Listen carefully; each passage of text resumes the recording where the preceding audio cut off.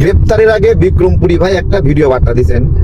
সেইখানে উনি বলেছেন যে কিভাবে জামাত শিবির কওমিদেরকে ফাঁদে ফেলেছে প্রথম আলো, ডেইলি স্টার, ছায়ানট, উদীচী ভাঙ্গার ক্ষেত্রে। তিনি একটা প্রশ্ন করেছেন যে সার্জিস আলম যেইভাবে এই উস্কানিটা দিয়েছে আকারে ইঙ্গিতে, বিক্রমপুরী ভাইয়ের ভাষা হলো ওনারাও ডাইরেক্ট কিছু বলেন নাই যাতে প্রথম আলো, ডেইলি স্টারকে মিন করে। তো ডাইরেক্ট বলেছে শিবির নেতারা, দেখেছেন যে ডাইরেক্ট বলতেছে যে উদীচী ভেঙে দাও, ছায়ানট ভেঙে দাও, প্রথম আলো, ডেইলি স্টার ভেঙে দাও। প্রথম আলো, ডেইলি স্টার ভাঙা উচিত কি উচিত না সেই ব্যাখ্যাটা পরে আসতেছি আমি। আমার ব্যাখ্যা হলো যে যারা ডাইরেক্ট ভাঙতে বললো, সরাসরি এটা নেতৃত্ব দিল এটা ভাঙার ক্ষেত্রে, আমরা দেখলাম তারা একটা বিবৃতি দিচ্ছে যে তাদের স্লিপ অফ টাং এবং তাদেরকে কাউকে গ্রেপ্তার করা হলো না। আমার কথা হলো জামাত শিবির বললে স্লিপ অফ টাং, আর হলো বিক্রমপুরী ভাইরা বললে এটা হলো জঙ্গিবাদী। তো সেটাই বিক্রমপুরী ভাইদেরকে উদ্দেশ্যে আমার বক্তব্য যে আপনারা কোন চক্করে জামাত শিবিরের ফান্দে পড়ে গেছেন টের পাচ্ছেন। বিষয়টা এরকম হয়েছে যে আপনাদেরকে ব্যাপকভাবে গ্রেপ্তার করতেছে এবং যেই শিবির প্রকাশ্যে এটা ভাঙার ঘোষণা দিল তাদেরকে কোনো গ্রেপ্তার, একটা ব্যক্তিকেও গ্রেপ্তার করা হয়নি।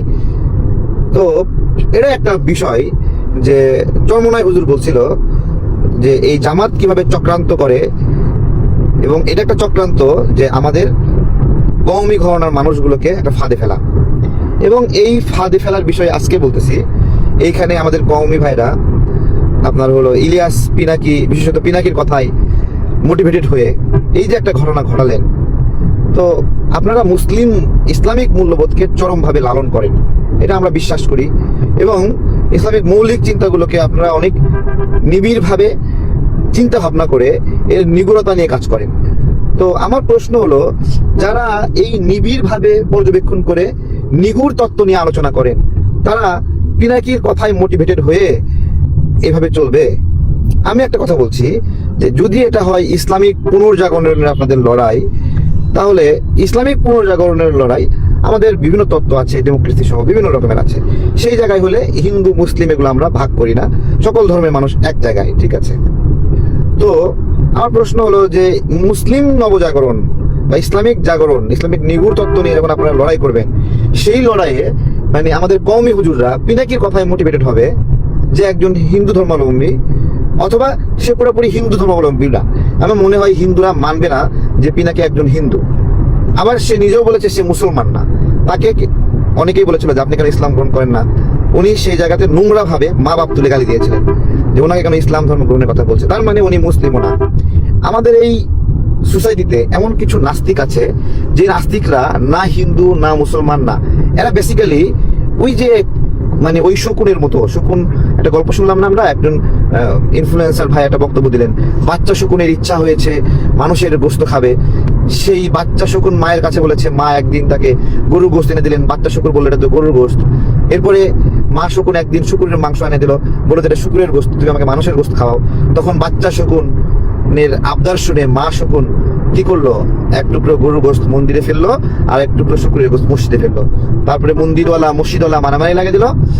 এরপরে বাচ্চা শকুন আর মা শকুন সেই মানুষের গোস্ত খাইলো। তো এইটা এই দেশের মানুষ মনে করতেছে এই বাচ্চা শকুন ইলিয়াস এবং পিনাকি যারা এরকম হিন্দু মুসলিম দঙ্গা লাগায়, এটা শুনতে ভাল লাগে যে হিন্দুদের বিরুদ্ধে লড়াই, হিন্দুত্ববাদের বিরুদ্ধে লড়াই। আপনাদের একটা কথা বলি, মৌল শব্দ থেকে মৌলবী যদি হয়, আর মৌলবী থেকে যদি মৌলবাদী হয়, মৌলিক ইসলামের চিন্তাধারা করে তাদেরকে যদি মৌলবাদী হয়, তাহলে আমি মনে করি মৌলবাদী যেরকম একটা শব্দ, হিন্দুত্ববাদীও এরকম একটা শব্দ। অর্থাৎ ইসলামের ক্ষেত্রে তারা বলতেছে মৌলবাদী, হিন্দুর ক্ষেত্রে বলতেছে হিন্দুত্ববাদী। মৌলবাদী শব্দটা দিয়ে বকা দিলে, গালি দিলে মুসলমানদের যেরকম আঘাত লাগে, হিন্দুত্ববাদী শব্দ দিয়ে গালি দিলে হিন্দুদের মনে আঘাত লাগে। তো আমার প্রশ্ন হলো আমাদের আলেমরা, আমাদের কওমি মাদ্রাসা হুজুররা পিনাকিকে এইভাবে উস্তাদ মানা শুরু করছে, তো যেটা ধর্মের রক্ষা কবচ, নিরাপত্তার জায়গাটা আজকে বিঘ্নিত হচ্ছে বলে আমার মনে করি। আমরা কওমি হুজুরদেরকে ইসলামের ধারক বাহক অনেকাংশে মনে করি, বা অধিকাংশ মানুষ মনে করে। আবার অনেকে ভিন্ন চিন্তা আছে, অনেকে মাজার বিষয়ক আপনার হলো নমনীয়তা আছে, অনেকে সুন্নি বিষয়ে নমনীয়তা আছে, অনেকে সালাফি।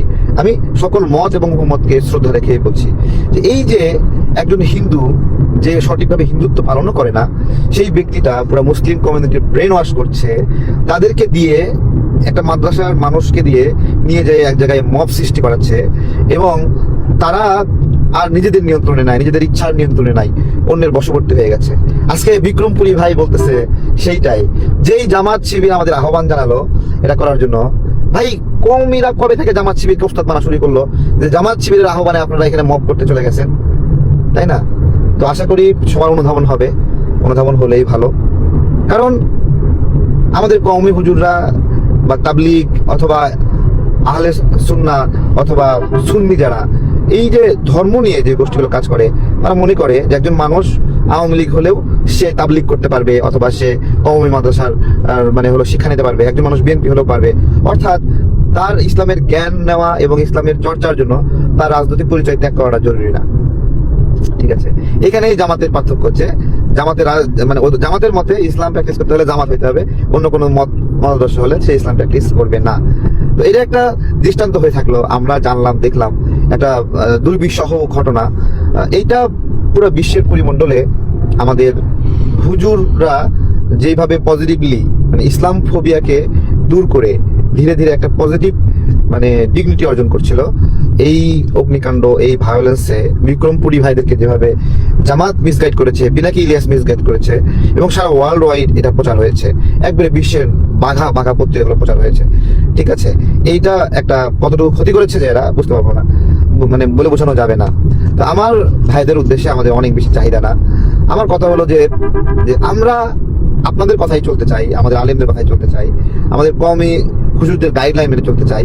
কিন্তু আপনারা যদি মানে ইসলামের প্রশ্নে আপনারা স্বাধীনভাবে যদি চিন্তা না করে যদি এক পিনাকি ইলিয়াসের মতামত দ্বারা প্রভাবিত হন, যেই ইলিয়াস সরাসরি আলেমদেরকে অপদস্থ করেছিল টকশোতে নিয়ে যে তোরা অর্থনীতি কি বুঝোস, তোরা বিজ্ঞান কি বুঝোস, এভাবে অপমান করেছিল, যার পর নাই করেছিল, এরা যদি আপনারা ওস্তাদ মানেন, ঠিক আছে, তাহলে এদেশে সাধারণ মানুষ যারা এদেরকে ঘৃণা করে, অপছন্দ করে, আপনারা যদি তাদেরকে ওস্তাদ মানেন, তখন তারা হলো আপনাদেরকে আর কি বিবেচনা করবে যে আপনাদের যে সক্রিয়তার কারণে ভালোবাসে, সেই ভালোবাসার জায়গাটা একটু নাজুক হয়ে গেল।